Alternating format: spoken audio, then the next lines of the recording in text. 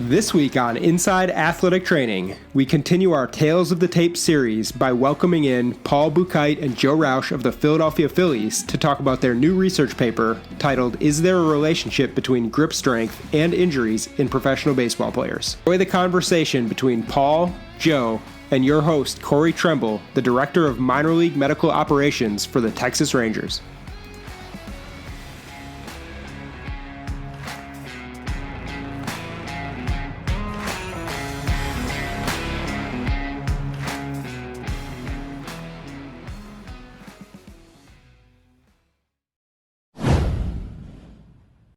Welcome to another installment of Inside Athletic Training, Tales of the Tape series, with our guests today, Paul Buchheit and Joe Rauch of the Philadelphia Phillies.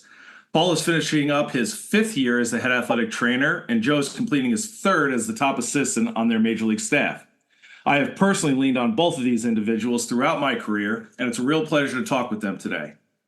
In today's episode, we will be diving into a recent research paper that Paul and Joe were co-authors on, entitled, "Is There a Relationship Between Grip Strength and Injuries in Professional Baseball Players?" Published in the Orthopedic Journal of Sports Medicine, this piece of literature has been quite the buzz within sports medicine and performance communities, and we'll be walking through their thought process, the methods, and results behind this landmark paper. So Paul and Joe, welcome to the show. Thanks, Corey. Happy to be here, and thank you to you and Sam for putting this together and doing this podcast. I think it's awesome. And when Joe kind of showed me the podcast, wasn't as familiar with it, but man, it's great. It's great to get the voices out in our community and just hearing the stories of how people have gotten where they are, but also like just maybe getting the information out that of how we operate as a sports medicine community in baseball. But thank you. Yeah, thanks, Corey. Really excited to be here and talk about this, and appreciate the opportunity for sure. Wonderful. Well, thank you guys. So, Paul, let's jump right into it. As the head athletic trainer and the leader of your sports medicine staff, you've taken it upon yourself to really push forward the profession and making research and scholarship a priority for your organization. So, what was the process for you, your physicians, and the rest of your staff to get to a point where you're like, "Hey, look, we need to look at this"? And how did you kind of formulate your research question to move forward with this study?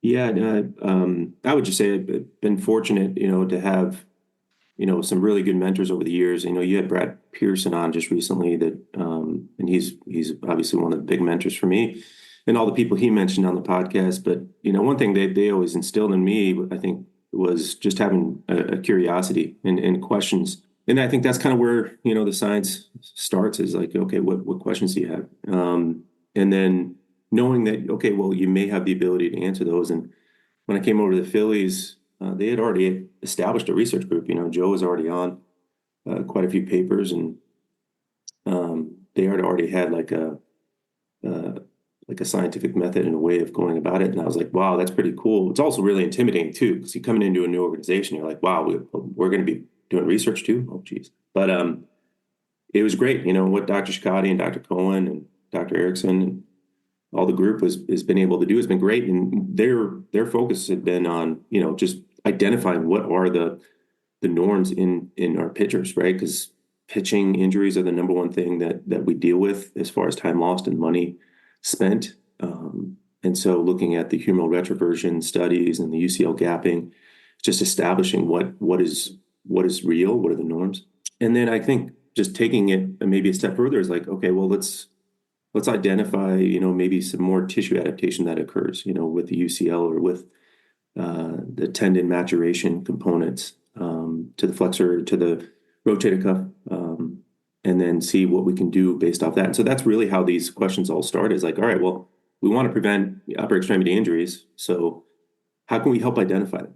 And so that's how this started. And actually even Joe and I and Dr. Erickson were sitting down kind of brainstorming a little bit further. And that's how we came up with it. Yeah, it is amazing that a lot of this all happens in a training room office, and you're just spitballing and things come to light that quickly and that easily sometimes. So Joe, now I'm going to turn to you and I'm going to ask you as someone that wears both hats of the athletic trainer and physical therapist in the process and for your club. What did you think of the research question at first, and how did you limit your own bias, maybe from years of doing strength testing and isometric testing on athletes? What kind of conversations were you having with everyone and with your staff, and what kind of questions were they bringing back to you about, man, this is what we're going to find out, this is what we're not going to find out? How did you kind of sift through that bias and really just stay focused on what the question was at hand? Yeah, I think, like Paul said, it all stems from just a conversation, right? So when we're having it and we're just asking, like starting by asking questions, you can tell when one of us like thinks we're onto something because our eyes get real wide, and then we got the whole like riddle me this part of the conversation where we're trying to get to the end, and now we formed a conversation. And what I thought was interesting about where we went in this conversation was like baseball medicine is like this continuum, especially in the environment we work in, and with an organization of over 150 plus athletes, 200 athletes. There's such a large spectrum that guys are working in, right? So for Paul and I, the big conversation becomes like, how do we get our 26-man roster ready to play every single day? And that's really where a lot of this conversation started. Like, how do we know guys are ready? How do we add some level of objective measurement to them coming in and saying, I feel good, or going out and playing catch and saying, I feel good? Like, what else can we kind of look at? So that became like where the conversation started. But as you start thinking about it, there's a different application from that to how, minor league baseball now, it's so regimented, not just from a 6-day schedule and a continual off day, but a lot of pitcher workload, so to speak, is become more scheduled out, and a lot of like innings limits and pitch limits and things like that have been discussed on the podcast previously are all part of that conversation now. So that's a different application of this question. And then you think about like young, complex academy teenagers that are developing just physically, not just as baseball players. Is there a different application to this information and how you apply it on those guys? So we're talking about what Paul and I are seeing in 30-year-old males who have been around for a long time and have some mileage under their bodies versus a 17-year-old in the Dominican Republic who's 17, 18-year-old who's still learning how to move correctly. And then to your original question, that's all completely different from somebody who's injured, right? And who has to go through the Tommy John recovery of 12 to 16 months, or has to go through a post-operative buildup, and how we monitor their progression back from zero, literally post-operatively off the table, to competing. And I think that was what was really interesting on top of the original question, was there's so many different applications that we really kind of dive into with this, that made it a really fun question. And putting together the research study was really an interesting challenge of what we would do with the information. Yeah, and it's great to hear you say that, and we'll dive in definitely later on in the conversation about how you're utilizing this information and how you took what you found out and created and put it into practice. But the fact that the mindset was player facing right away, it was like, hey, we want to do this study, we want to look at this information, but it's got to help us as an organization on top of the greater sports medicine community. But having that mindset is really how I feel scholarship and research can be done and should be done at our level, is because we should be looking at not only helping our brother in and moving the ball forward in our profession, but also how can what we're looking at affect us on a day-to-day. So Paul, not to bog down on some of the minutia that is a research paper of the paperwork and the IRB and all that fun stuff, which I think scares a lot of us away from even wanting to go down that road. But so say that we've gotten through all that, which you guys did, and now we're starting to collect data. And I know that it's just not you and Joe doing this. And from reading the study, it looks like there was a lot of clinicians involved, and there was a lot of people assisting in the process. So once you get through all that and you group up and you say, hey, look, this is what we're going to do, we're all approved to do this, how did you communicate that to your staff? And what were the next steps that you and your staff took to make sure that the study could move forward? Yeah, it's a good question. I think it's a good question for us in professional baseball because, us as athletic trainers, we have so many things that we are a part of, and so many hats, especially in the minor leagues. And so we got to be mindful of their time, right? I think that's one of the biggest resources that our minor league athletic trainers don't have is time. It's time to work with players one-on-one time to think through a case, time to communicate. So what the biggest thing that Dr. Erickson and I talked about was we need to respect time. And this has to be efficient in order to be systemized. And so looking at it through that lens is like, oh, how can we max benefit this? And in that conversation, it was like, well, we already do our post pitch arm care program. So why don't we just add this in as our precursor to our loading program? And that conversation was interesting, and Joe just alluded to it as, on the day-to-day management, but this could actually be, some evidence-informed decision-making for us is that, okay, we're going to strength test grip after pitching, and what happens if it's lower? What happens if it's lower bilaterally? What does that mean? And so that was actually helpful for us to be like, okay, well, we're actually going to use it in real time, and Joe's going to probably talk about that, but for me, it was just, we need to make sure we respect time. And it actually worked out really, really well. You're doing a one grip max volitional contraction, isometric contraction after pitching, and it's going to be right before your arm care program. And, actually, we may actually adjust your arm care program based on that. And that's, one of the things that may have been appealing for the players too. Is like, all right, well, we're actually using the information to help them. So, but for me, it was just making sure it was really efficient. And I got to give a shout out to our strength and conditioning group because they're the ones that are really advocating for this study and for this process, and they were helpful in documenting in our data management system. So I think once we said, okay, let's hit the go button, let's just be buttoned up and make sure that we respect everybody's time. And so we created, actually Joe created our log sheets, and we systemized that throughout the level. We followed up with our minor league staff just to make sure how the process was going. And interestingly enough, it was well received at the major league level. And so that was a really big, benefit to say, well, our major league guys are doing well with it. So our minor league guys should be as well. And so then it just becomes a log and throughout the season, and then it becomes a nice, checkpoint for our players and for them. And it was almost to where our players were like, hey, I want to see where I'm at today.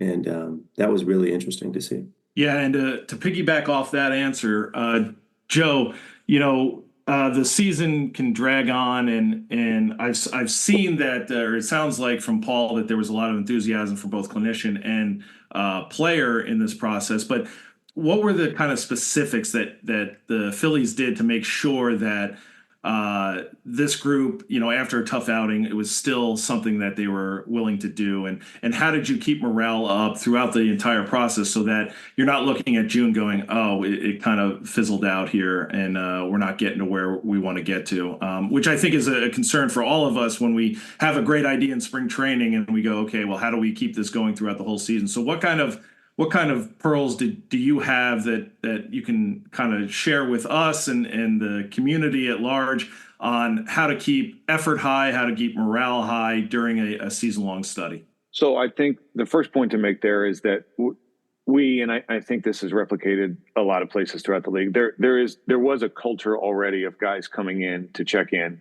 after they get done pitching, whether that be the starter, whether that be a bullpen relief pitcher.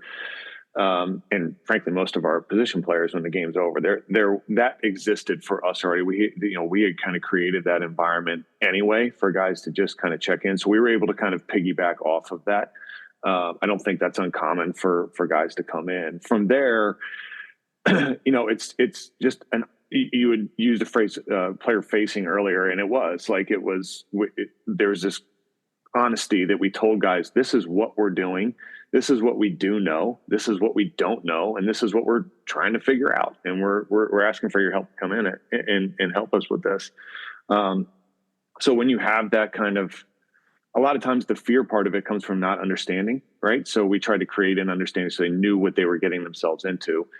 And somewhat rightly so. In an era where everything's measured, guys can be fearful of like something being used against them. So we just made sure they understood what we were trying to do here. As Paul kind of mentioned, we didn't think we were asking them to do anything overly taxing or anything that would put them in harm's way. In fact, guys take grip strengths in general. What we were just doing was changing the application of how we measured grip strength and the frequency of how we did it. So it wasn't like this completely new foreign thing to them. So from there, a lot of credit goes to all of our minor league athletic trainers and strength coaches, as well as our staff on a major league level, because we were consistent. We pushed it. It became this thing where like there was never a day off. There was never a moment we didn't do it. It was always, once the game started, it went out on the table. It was there. People saw it. There was never a moment where it was like, okay, we're just not going to do this today. There was a consistency about it. And that's obviously a really, really important piece. And when that all kind of comes together, Corey, like now it becomes like routine. And for a population that is so routine oriented, like this idea of like, okay, I'm done. I pitched well. I didn't pitch well. I got to go in, get my grip strength and see where I'm at today, see what they got for me. Maybe it's an arm care day, maybe not, whatever the plan may be. So that consistency piece, that honest piece, and that communicative piece all created like this like swell of buy-in. And when Paul mentioned, like we had incredible buy-in from our major league guys right from the get-go, which was frankly a little surprising, but it was great. That when there was a little bit of resistance through the minor league system a little bit, we were able to like kind of lean on our major league guys and use them as an example to say, hey, listen, if this player is doing it, this is something that's safe. This is something you can trust and you can rely on. And now that conversation starts to happen amongst the players. They start to compete against each other. They want to know where they're at for themselves. They want to know where they're at against their teammate. And now this like swell of buy-in is there. And we're able to create as many data points as we were able to do for this study, which is, a little bit of the strength of it. That's great to hear, because to be honest with you, I think so many of us in the game want to hide behind the excuse of, the players won't want to do this, or we'll never get them to do it. And you guys have shown right away in quite a landmark study that not only will they do it, but they'll be consistent with it and have pretty good buy-in to that. So now, Paul, the big unveiling. We've finally done everything. We've collected all the data. We've crunched the numbers. And what did you find out? Well, we didn't see a correlation between grip strength and injuries. And I don't think that's totally surprising. Because grip strength is literally your short lever finger flexion, close grip strength. And we don't participate in baseball that way. We're long finger flexion, and you may utilize different muscles during that throwing motion than you do for a grip strength. However, it was interesting because the overall mean grip strength for the pitchers that did get injured and non-injured were roughly the same. In fact, the injured guys had maybe a little bit higher grip strength than the non-injured. There could be a multitude of reasons for that, right? They had some time off. They actually went through a rehab program. They had time to actually do more forearm strengthening during that time. We don't know what the normal fatigue of grip strength is over the course of the season because it hasn't been established. We do know that there's some, strength wanes throughout the season. Our assessments are temporal, like they change over time based on workload, based on stress, trauma, overuse, and all that. So, but we did not see a correlation with injuries per se. Again, I don't think it's surprising because the majority of the muscles that are activated during the throwing motion is the flexor digitorum superficialis and profundus and the pronator teres. They may not be activated in that grip strength, so it may not be totally reflective. However, like as we were talking before the podcast, we wanted to establish a baseline, right? First, let's answer the first question. And we've actually moved on to the question number 2 and 3 already. But is grip strength associated with injury? No. Can we use grip strength as a proxy for, neurological readiness and for, fatigue? Well, yeah. So we'll get into that. Can we utilize grip strength into our clinical reasoning? And I think we helped answer those questions, which goes a little bit beyond this study. But overall, I was really happy that the results maybe didn't show that, because now it forces us to ask more questions. And I think that's where this study may be helpful. It's just like, okay, let's generate the conversation. How do we prevent and mitigate upper extremity injuries? And is there more to the grip strength, the forearm strength puzzle? No, that's a great point of view on it. We always want to think that we have this idea of how the results should be. And I know that plays into our bias, and it's not the best way of going about it, but having information that allows you to look at it and go, okay, I can pivot from here and go, now we have to answer X, Y, and Z past that. So, Joe, what was the most interesting, surprising, put in the word, whatever you want to use, for you for these results, especially, having the athletic trainer background of getting that player out on that field that day, and also the physical therapist background of, working with guys for 14 months, returning them? What was the most interesting, surprising, whatever word you want to use for the data for you?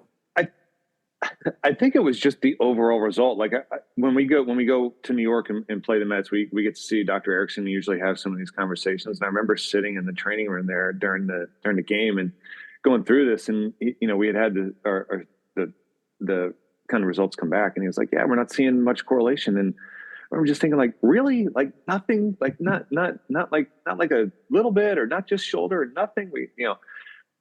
So I agree with Paul. I don't think the overall paper was all that surprising. I guess I did expect something. Like, I expected to get some nugget of like, hey, the shoulder, like, actually, like, there was something there, or forearm, elbow injuries, there was something there. So I thought it was surprising that nothing really correlated. And to Paul's point, like, then the conversation keeps going a little bit about like, all right, well, we measured something and it's changing in real time, and they're not coming in and pulling the same thing every time. And these guys there's some pretty drastic, like, there's 100-pound differences between major league players, right? And how much they're pulling. We've got something here. All right. So now we need to start diving in a little bit more about what do we have? So I would say just the fact that there wasn't anything like remarkable that came back was a touch surprising to me. And that, like, there was no spikes of like major increases, and there was no valleys of major loss. Was all I thought was kind of fascinating. I thought it spoke, and I think we're gonna get to like the actual in-time application of how we use some of the stuff. But I thought that was kind of cool from the standpoint of like, our guys are able to get a little stronger maybe, and we can show some of those improvements in season. That's kind of interesting, and guys definitely aren't just like falling off, so that's also positive. But I think just overall, like, the whole thing was a little surprising, and it created some pretty fun conversations. And as Paul talked about, where we're going to move forward with it is, I think, an area I didn't know we would be going. So here we are. No, that's great. That's great. Yeah, and a lot of times, unfortunately, we don't get what we're looking for, but it's somehow we end up finding out what we're looking for in the end there. So, Paul, I have to ask, and I'm sure you and Joe have never fallen into this like I have, but a major flaw, and like I said, I'm guilty of this numerous times through my career, and especially early in my career, was reading a scientific paper and looking at the title, or just going through the abstract, or looking at the conclusion, or looking at the results and going, oh, there it is. This population of 14 people they looked at, and now I'm going to change my entire program based off this one paper, or I'm going to change my thought process because of this one statement that this group pumped out. So what would you say to the audience here to maybe temper their excitement or their displeasure with any paper, not necessarily this one, and making sure that they interpret it the right way, especially if they're going to be using this to make changes or pivot in their prevention or fatigue testing?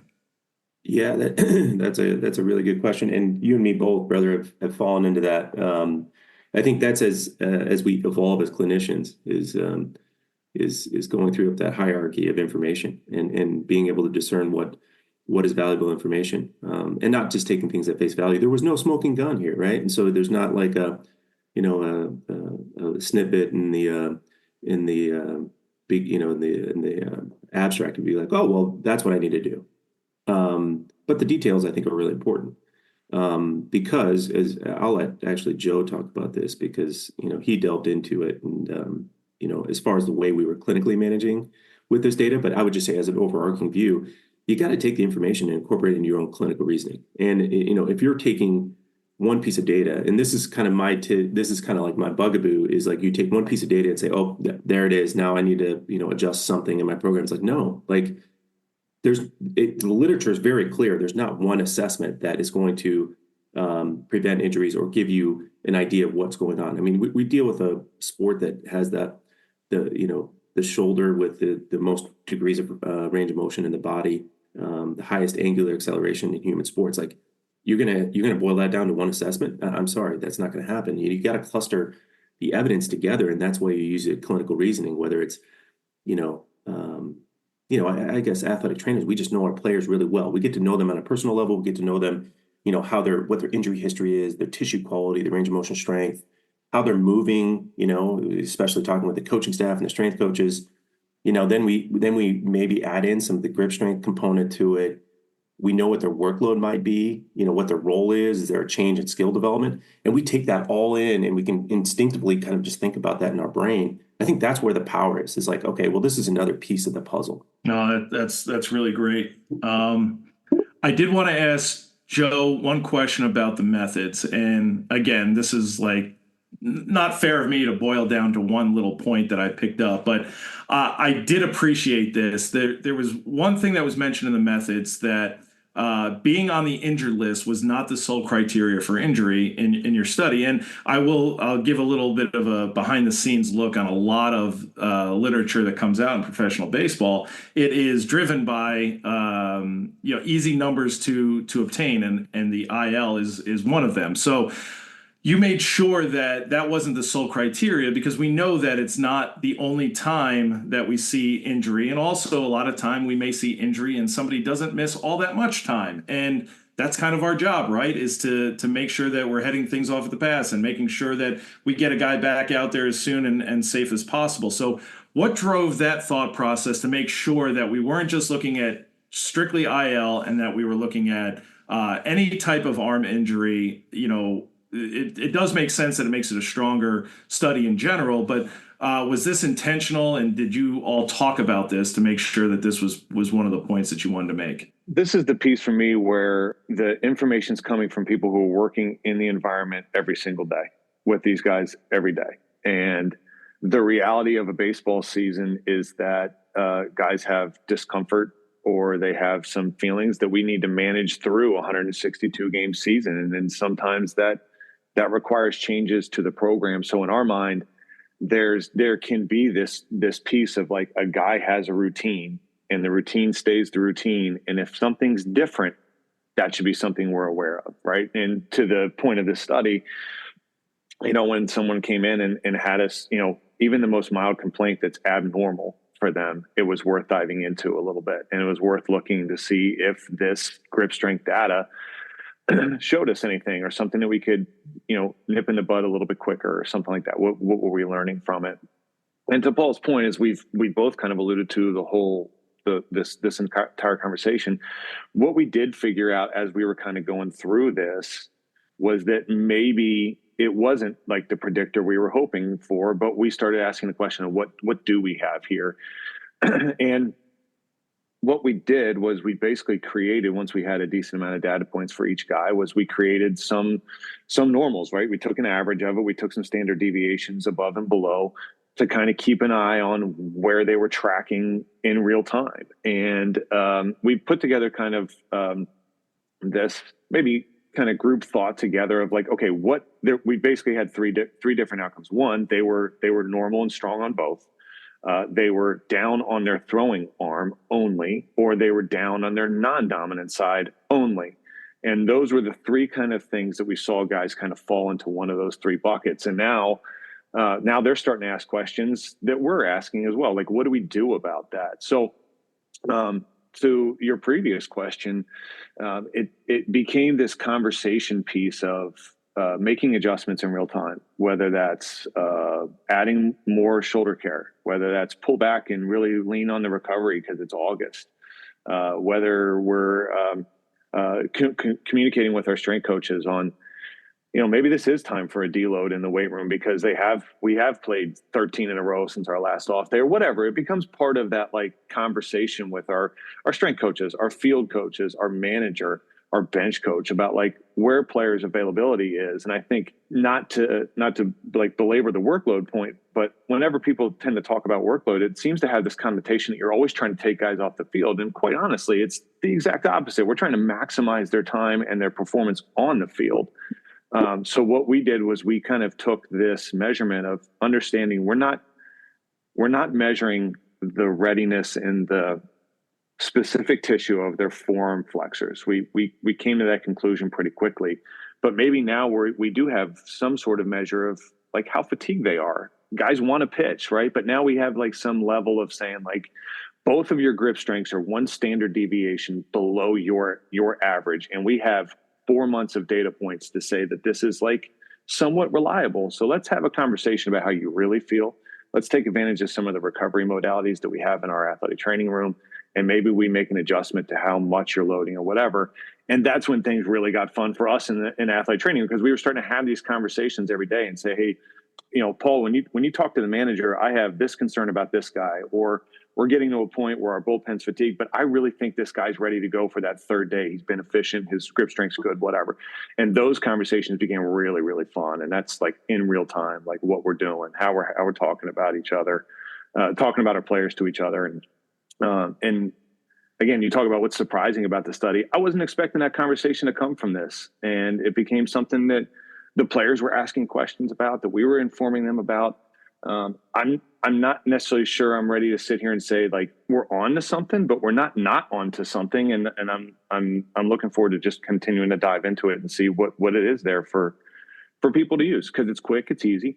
And maybe this is something that can trickle outside of professional baseball and become a piece of the conversation for all baseball players. Yeah. And to your point, we're not only utilizing this information for health purposes, but we have all of these advanced analytics, these advanced metrics to help with competitive advantage for all other areas. Knowing or having a stronger view of how your players are recovering, or what buttons to push, or who to pull back, or who to push forward. I mean, at the end of the day, that's as big of a competitive advantage for a club as anything else, because if they're available, it makes it a lot easier for a manager to put them where they need to be and do what they need to be, which again, I think is a great message for everybody out there in the community, is that sure, collecting data is wonderful and we all do it and it's great, but what are you doing with that data? What are you doing with the information? Not only from keeping your players on the field, but how are you helping that in the win-loss column? How are you helping your club and your players perform at a higher level? Not just say, well, they were available. Well, okay, that's great, but how great were they when they were available? And I think that that's something that's lost in a lot of us, because we look at the literature and the research and just go, okay, that's just stuff that's done in a lab. It's like, no, this can be done in real time in day-to-day operations of a Major League Baseball team. So now, guys, I want to give you both a soapbox moment. Paul, we'll have you go first, and then Joe, you can follow it up. Another thing that I noticed in the study, that all the groups had an increase in strength. Now, they mentioned it was a small increase, but I don't care. An increase is an increase. We win by a run. It counts the same as if we win by 10. So now the question is it your programming? Is it today's athlete? Is it club culture? Is it just compliance because you, for a lack of a better term, got lucky? And I'm sure that it's multifactorial in nature, but what do you feel was really the driving force behind these increases across the board for Philadelphia Philly pitchers? Yeah. Well, I'll go back to Joe mentioned a few times the culture component, I think, is the biggest thing. I mean, I think Cook in 2020 was writing about what are the biggest factors associated with injury mitigation or injury prevention. It was like culture, like adherence to the program is the number one thing. So I think having the culture is number one. I think we already established that. I mean, she was at 2020 pre-COVID. We sat down in the training room. It was all of our major league and minor league athletic trainers and PTs. We said, okay, what's our arm care program? what do we want it to be, right? Get the thoughts out there, right? Obviously, I have my own biases. I came from a strong medical staff, and we felt really, really strong about what we were doing because, like, I want to hear what's going on. What does everybody think? And I think that generated a lot of good discussions. We may not have veered off a ton about where I thought should go, but that was really helpful. It's like, what's our program?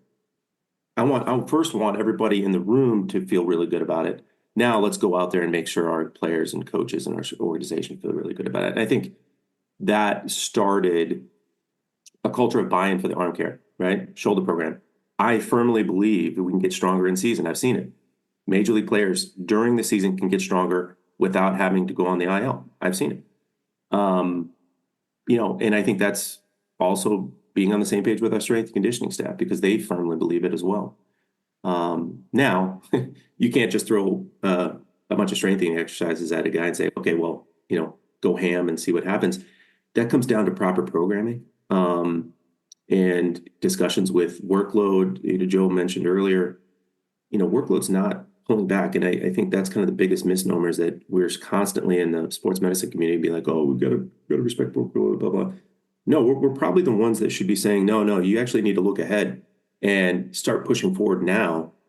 So that way, when they hit that inflection point, they're prepared to do it. And I think all we're trying to do, and I said this a few times, is trying to adapt their tissue to higher workload. I don't think we give the human body enough credit for how resilient it is. But we need to be very dialed in on how we prepare that body to do it. And I think that comes down to tissue adaptation. And I think that's really kind of what we have really been harping on with our pitching staff and with our organizations. Like, let's prepare their bodies to do it. So, yeah, I think that tissue adaptation comes back to time. Like, have a plan in place for the next 6 weeks. What does that look like? As Joe mentioned, when we're looking at, okay, the grip strength's down a little bit. All right, what are we doing for that? It may not mean, oh, that guy can't pitch today. That means, okay, we need to enhance his recovery. Let's check his range of motion. Let's check the tissue quality. There was a couple cases where we saw it where the guy's grip strength was down on his dominant side. We're like, okay, well, let's see how he does after, treatment, recovery, and playing catch.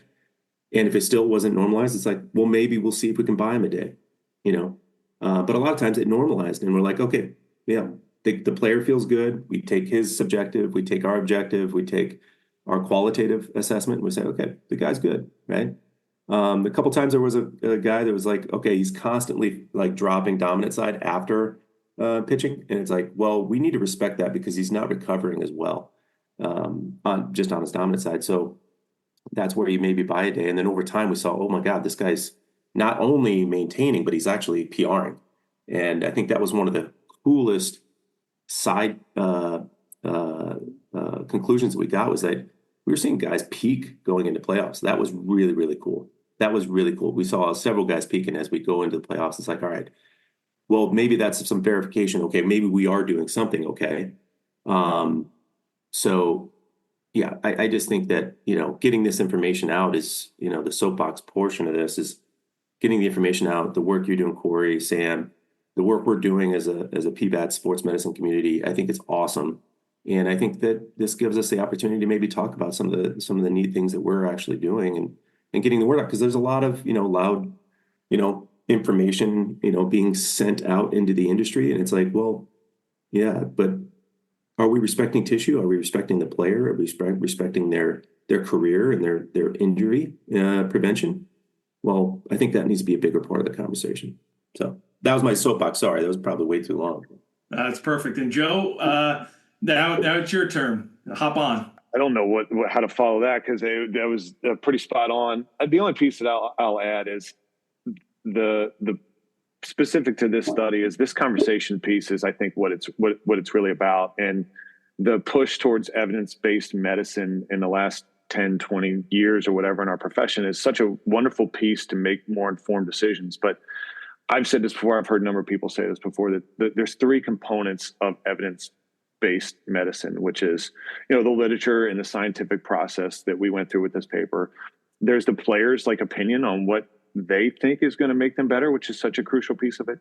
But it's also our own clinical expertise, right? And I think that piece in our experience in this environment for some reason, like, seems to be devalued recently. And I think it might be one of the bigger pieces of the pie to help make decisions. And I think Paul and I talk about this a lot. You couldn't have two different development paths to get to working in the major leagues than what Paul and I did.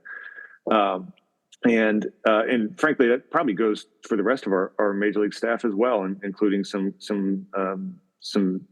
couple of the changes we've had in the last couple of years. And I've told people that the best continuing education course I've taken over the last 5 years is getting to work with Paul, because it's so different from what I was groomed to like learn. And I've added some of those pieces in. So like now we're in a process where we're understanding the literature, we're doing the scientific process, we're trying to find concrete answers, and we're leaning on each other to interpret it correctly with new lenses and stuff. And it's really kind of fun. And now the players are giving us their 2 cents and all that stuff. So the paper is what it is, but this conversation is the meat and potatoes of how we like move the profession forward. And I echo Paul's appreciation for what you and Sam are doing with this podcast, because this is just such a great avenue for those of us that, like, frankly, don't have the time to get to some of these scientific meetings and these conferences because we're trying to win the World Series, to be able to get some of this information out and talk about how we're doing it and how we're taking care of these athletes, because we care about it. Well, that's a great example of the why and the how being more important sometimes than the what in the process. So, and finally, I want to toss it over to Paul as the head athletic trainer of the Phillies. I know that this was not done by you alone or you and Joe alone. So I want to give you the moment to thank or acknowledge anybody else that you wanted to acknowledge that played a huge role in this, from physician to athletic trainers, physical therapists, strength and conditioning coaches, whomever.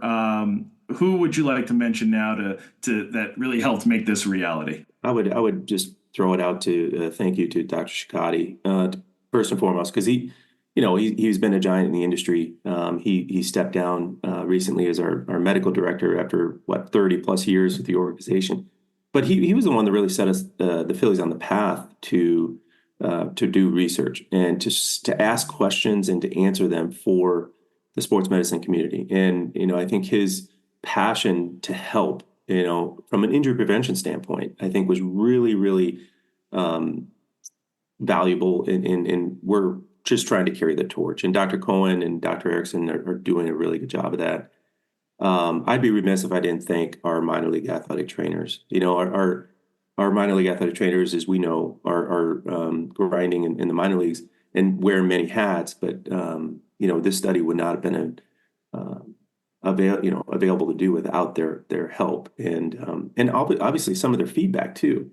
So and I think Joe mentioned it. I think that's what makes us really powerful as a group, is that we're constantly sharing information but challenging each other. And I think that's the biggest continuing education that we've had, is that open debate is like, okay, well, why are we doing this study? It's like, all right, well, let's have a conversation about that. Or what are you seeing in real time, and how are you guys managing that? And that information flow has been really, really valuable. So, whether it's Sean Ficasny, Aaron Holback, Christian Bermudez, Alex Plum, part of our major league staff, we're constantly just, bouncing ideas off each other and really, challenging each other. I think that's a really good thought exercise. Our strength coaches too. I mean, they were helpful in documenting the data, and they're fully on board, with helping in the process. So really appreciative of the group we have. Well, Paul and Joe, thank you not only for your time today, but for making us all a little bit better with the work that you and your organization have done. This has been an outstanding conversation, and I'm looking forward to part B, C, and D of this thought process. So thanks again, guys. I appreciate your time. Thanks, Corey. Thanks. Thanks for listening to Inside Athletic Training, a podcast from the Professional Baseball Athletic Trainers Society. We'll see you next time.